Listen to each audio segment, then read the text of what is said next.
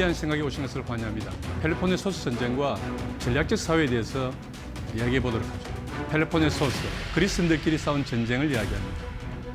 스파르타를 중심으로 있는 지역을 펠로폰네소스 반도라 그러고요. 아테네를 중심으로 있는 지역을 아티카 반도라고 이야기를 합니다. 스파르타 전사들이 아주 싸움을 잘하는 것 같지만 하나의 기본 조건이 뭐냐면 남과 똑같이 싸우는 겁니다. 먼저 앞서 나거나 뒤처지면 안 되는 거예요. 이 페리클레스는 말입니다. 다양한 분야에서 어떻게 하면 아테네가 발전할 수 있을 고민을 살아요. 제일 먼저 한 게 뭐냐면은 448년에 페르시아와 강화를 승리합니다. 495년생이고 아키다모스 2세가 494년생. 그러니까 나이 한 살 차이라서 아주 참 잘 친했어요. 아테네에 비해서 스파르타는 이런 점에서 정치적 안정을 이루었고 또 전략적 사유, 전략적 융통성을 발휘했고 훌륭한 장수를 많이 배출하는. 물론 스파르타 자체가 군국주의 군인 중심의 병영 국가이기 때문에 그런 사람이 많이 나왔겠지만 이런 요소를 결합함으로써 스파르타 승리하지 않았나. 안녕하십니까. 위대한 생각에 오신 것을 환영합니다. 오늘 위 스트레티지에서는 펠로폰네소스 전쟁과 전략적 사회에 대해서 이야기해 보도록 하죠. 펠로폰네소스, 한 번쯤 들어보셨을 겁니다. 그림에 있는 것처럼 그리스인들끼리 싸운 전쟁을 이야기합니다. 다음 지도를 보시면 훨씬 더 선명한 전쟁의 모습을 볼 수 있습니다. 그림 왼쪽 부분에 있는 것이 지금 그리스 지역입니다. 그 왼쪽 아래 스파르타를 중심으로 있는 지역을 우리가 흔히 펠로폰네소스 반도라 그러고요. 그 오른쪽에 있는 아테네를 중심으로 있는 지역을 아티카 반도라고 이야기를 합니다. 원래 이제 이 그리스 지역에서는 이웃 나라들끼리 동맹을 맺어서 서로 이제 안전을 보장받는 그러한 인보 동맹이 일반화되어 있었습니다. 그래서 이미 6세기 중반경에 이 펠로폰네소스 반도를 중심으로 해서 스파르타나 그다음에 코린토스 그다음에 또 다른 여러 나라들끼리 모여서 이제 동맹을 맺었던 거죠. 그래서 그것이 아주 오래된 펠로폰네소스 동맹의 기원입니다. 그러다가 제2차 페르시아 전쟁이 끝난 다음에 이제 아테네와 또 펠로폰네소스 동맹군들이 페르시아군을 몰아내죠. 살라미스 해전과 그다음에 프라테의 전투에서 아주 괴멸시켜버리고 맙니다. 그렇게 해서 이 그리스 반도에서는 페르시아군이 떠났지만 여전히 에게해나 요 소아시아에는 여전히 이제 페르시아 세력이 남아 있었던 거죠. 그렇기 때문에 이 지역에 있는 도시국가들, 섬에 있는 도시국가나 또 소아시아에 있는 도시국가들이 아테네에게 졸라서 교육의 자유를 보장받을 수 있는, 그리고 페르시아로부터의 자유를 보장받을 수 있는 동맹을 만들자고 요구를 합니다. 그렇게 해서 만들어진 것이 바로 델로스 동맹입니다. 이 그림에서 보면, 지도에서 보면 이렇게 약간 갈색으로 되어 있는 지역들, 그러니까 이 가운데 에게를 중심으로 해안 지역에 갈색으로 되어 있는 지역들이 바로 델로스 동맹이 가입국들이고요. 그 다음에 거기 한가운데 보면 델로스라는 섬이 있습니다. 그 델로스라는 섬에 이제 기금을 마련했던 거죠. 원래 펠로폰네소스 동맹은 특별한 분담이 없습니다. 전쟁이 나면 동맹국이 모여서 회의를 해가지고 각자 역량껏 군대를 파견해서 공동 안보를 지키는 것이 이제 펠로폰네소스 동맹의 특징이라고 한다면, 델로스 동맹은 기본적으로 바다에서 싸우는 함대 중심의 군대입니다. 그렇기 때문에 배가 있는 나라들은 배를 몇 대 내기도 하고요. 만약에 이제 함선을 조달할 수 없는 나라들은 분담금을 내므로써 전쟁의 기여를 하는 거죠. 그렇기 때문에 그런 기금이 상당히 많이 매년 기금이 모였고, 이런 기금을 기반으로 해서 아테네가 200척에 달하는 3단 갤리선 함대를 운영하면서 이 에게 지역의 어떤 교육의 자유와 그다음에 스파르타의 어떤 공격을 막아내는 그런 역할을 했던 거죠. 이게 이제 제2차 페르시아 전쟁부터 다음부터 거의 1430년경까지, 그러니까 지금 우리가 이야기하고자 하는 펠로폰네소스 전쟁 일어나기 전까지의 그런 흐름들입니다.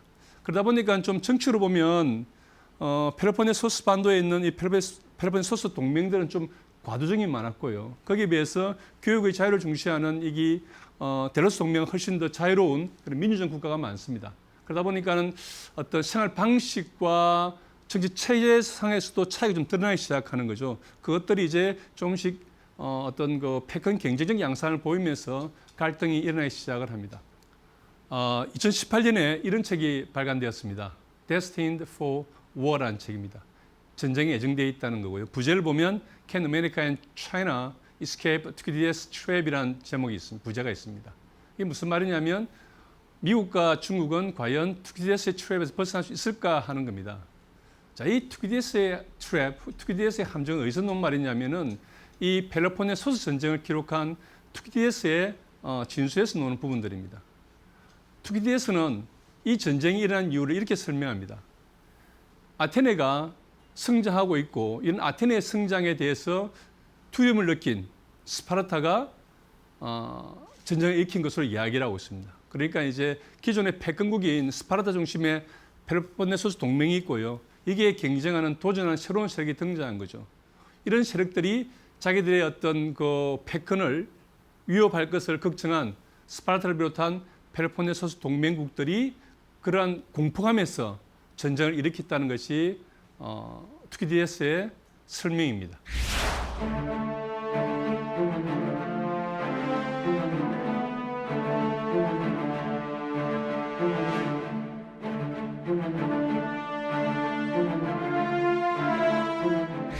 스파르타는 왼쪽 아래 보면 스파르타 반도 있지 않습니까? 스파르타라는 도시가 있고 약간 보라색으로 되어 있는 지역이 사실 펠로폰네소스 동맹인데 이 정도만 동맹을 하고 사는 거예요.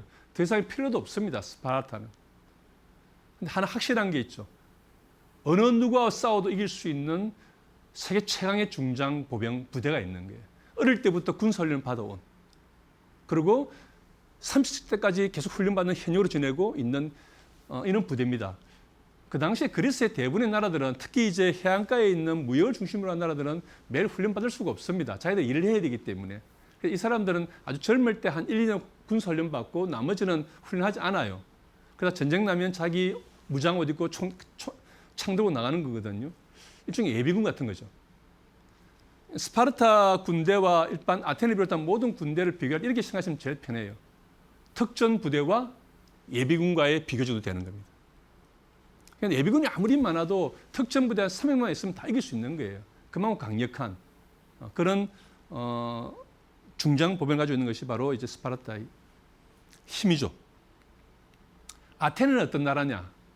이게 이제 1510년경에 라파엘로라는 우리가 유명한 화가가 그린 아테네 학당이라는 그림입니다. 전 가운데 있는 게 플라톤과 아리스토텔레스입니다. 뭐 대단히 이제 얼굴 보면 느껴지는 거죠. 그 밑에 푸른색 옷을 망토를 두르고 있는 게 아리스토텔레스고요. 그 밑에 디오게네스가 있습니다. 이게 아테네 학당이긴 한데 여기에 있는 많은 그리스 철학자, 예술가, 과학자가 사실 아테네 사람들은 아니에요. 뭐 단장 아리스토텔레스는 북부 그리스에 있는 스티기라라고 하는 동네 사람이죠. 디오게네스도 코린토스 사람이죠.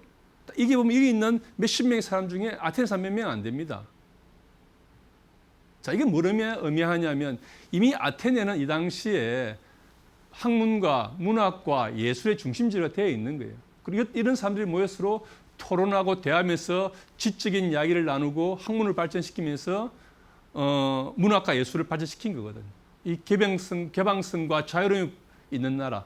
그리고 화려하지 않습니까? 이런 자유와 개방의 문화가 있는 나라가 바로 아테네죠. 그 절정이 아마 파르테논 신전일 겁니다. 지금도 아테네에서 한 서쪽으로 6km 밖에 있는 피레우스 항구에서 보면 이 건물이 보입니다. 맑은 날에는. 높이가 한 14m 되는, 우리말로 하면 3, 4층 되는 높이의 집이고요. 폭은 30에서 길이가 한 70m 되는, 그리 크지 않지만 사실 6, 7km 밖에 해안에서 아테네를 바라봤을 때 저 화려하고도 웅장한 건물이 딱 보인단 말이에요. 이런 건물을 만든 게 아테네 사람들입니다. 완벽한 조화. 이걸 이제 페리클레스가 델로스 기금 돈을 이쪽으로 가져오면서 만든 건물입니다. 피디아스라고 하는 조각가가 만든 거죠. 이렇게 엉망으로 부쉈지만 여전히 고전적 아름다움을 가지고 있는, 그리고 이 지구상에 가장 많이 복지된 건물이 바로 이 건물입니다. 그 어느 건물도 이 아테네 파르테논 신전하고 복지된 건물이 없어요. 그만큼 고전적이면서도 시대를 넘어서는 어떤 건축학적인 아름다움이 있다는 거죠. 자세히 보시면 정면에 8개의 기둥이 있습니다. 이 8개의 기둥. 왜 8개일까요? 그리스 사람들은 군대가 직행할 때 2, 4, 8로 나갑니다. 늘 8명이 보통 한 대를 이루어요. 8명이 하나의 한 열을 이루면서 직역합니다. 그리고 그러기 때문에 올림픽에서 육상 트랙도 8개가 있는 겁니다. 그래서 이런 건물 하나에도 자기들이 가지고 있는 삶의 방식 또는 시민 군인들이 밀집 대응을 이뤄서 걸어갈 때 그 어떤 그 행군한 모습을 담고 있는 거죠. 그리고 이 구조적으로 보면 이 기둥들이 있지 않습니까? 이 기둥들이라는 게 뭐겠습니까? 이 기둥들이 가지런히 있는 거죠. 그리고 이 각자가 자기 목을 수행하면서 위에 육중한 지붕을 바치고 있는 거예요. 이게 시민 정신이거든요. 아테네 시대 그것이 더 크게 한다면 그리스 시대 때 시민 정신은 뭐냐면 자기가 시민으로서의 주어진 직분을 충실하는 겁니다. 자기가 잘했다고 너무 튀면 안 되는 거예요. 각자 동일한 목을 똑같이 하는 겁니다. 평등과 동등한 직분의 수행이라고 하는 그 도시국가들의 이상을 잘 담고 있는 것이 이 건물이죠. 그러니까 아주 화려하고 육중하면서도 그리스가 가지고 있는 심적 삶을 잘 드러낸 그래서 가장 아름다운 건축물로 성행했던 게 이 파르테논 신전입니다. 이런 걸 만든 게 이제 아테네 사람들이죠. 사실 이 건물은 지금은 대단히 많이 부서졌지만 상당히 화려한 건물이에요. 위에 건물 상단에 프리츠에 다 이제 칼라로 조각이 들어가 있고요. 그 위에는 나무로 된 아주 좋은 옥당 같은 나무로 해서 빛나게 화려한 건물입니다. 지금은 다 깨졌지만 이런 화려한 건물 보고 스파르타 사람은 되게 좋아하지 않았습니다. 너무 사치스럽다고. 마치 이제 우리가 아주 값싼 물건 좋아하는 사람과 백화점에 가야 물건 사는 사람의 차이 같은 거죠. 예. 이런 그 아테네를 일군 사람이 바로 누구냐면 이 페리클레스입니다. 이 페리클레스가요, 꽤 삽니다. 한 60시간에 사는데 아주 그 알크마이온이라고 하는 그 아테네 아주 귀족 집안의 후손이에요. 이 사람은 61년부터 29년까지 30년 동안 스트라테고스라고 하는 그 장군에 임명이 됩니다. 그래서 사실 투키디에서 이런 말을 해요. 아테네가 민주정의라고 하지만 1인 지배임에 분명하다. 이 1인 지배가 누구냐면 페리클레스예요. 그래서 우리가 흔히 460년부터 그 다음에 이 펠로폰네소 전쟁이 발생하는 429년까지를 대개 에이지 오브 페리클레스, 페리클레스 시대라 이야기합니다. 이 페리클레스 했던 일이 뭐냐면 배심원들에게 일당을 주는 거예요. 국가일에 일할 때 돈을 주는 겁니다. 그 대신 시민권을 제한합니다. 양부모 다 있어야 시민이 되고요. 그거는 왜냐하면 너무 시민이 많아지면 비용이 많이 들어가는 거죠. 시민에게 돈을 줘야 되기 때문에. 그래서 제한한 거고. 그리고 454년에 델로스 동맹기금 이전해가지고 아까 봤던 파르테논 신전을 건립합니다.